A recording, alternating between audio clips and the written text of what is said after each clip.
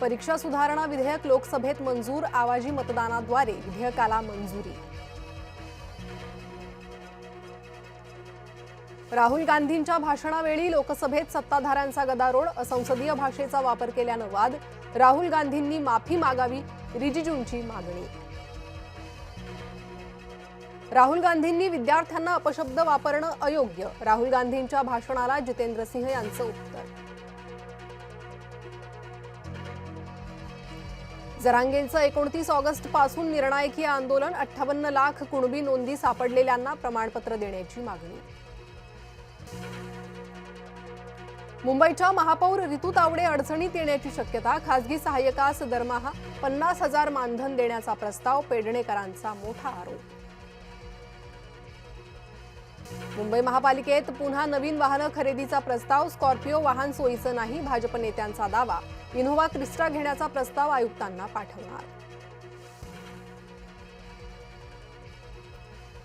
ठाण्यात शिवसेना भाजपातील उद्घाटनाचा वाद उफाळला, आमदार निरंजन डावखरेंनी व्यक्त केली नाराजी, विधान परिषद सभापतींकडे हक्कभंग दाखल करण्याची मागणी। नीट फेरपरीक्षेचाही पेपर फुटल्याचा दावा, गुजरातमधील विद्यार्थ्याची मुंबई सीबीआयकडे तक्रार, भौतिकशास्त्राचे 45 पैकी 40 प्रश्न फुटल्याचा आरोप।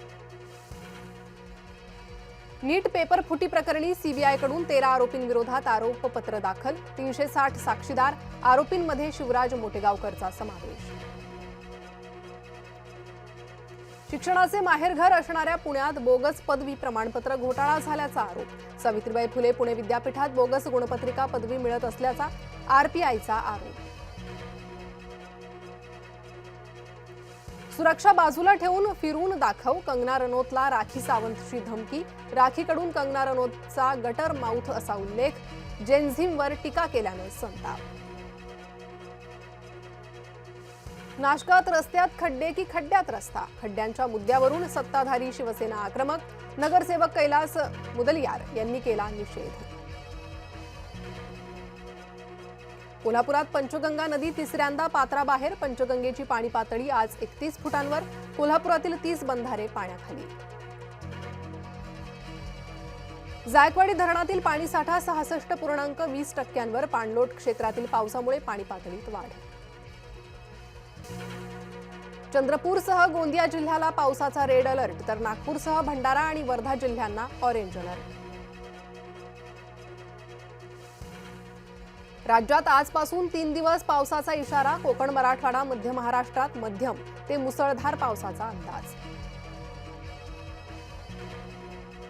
IIT बॉम्बेमध्ये आणखी एका विद्यार्थ्याची आत्महत्या, द्वितीय वर्षाच्या विद्यार्थ्यानं वसतिगृहातच घेतला गळफास, 20 वर्षीय सोहिल संगवान हा मटेरियल सायन्सचा विद्यार्थी। राज्यात गुरुपौर्णिमेचा उत्साह, प्रमुख मंदिरांना आकर्षक सजावट, शिर्डी, शेगाव, नरसोबाच्या वाडीतही गर्दी।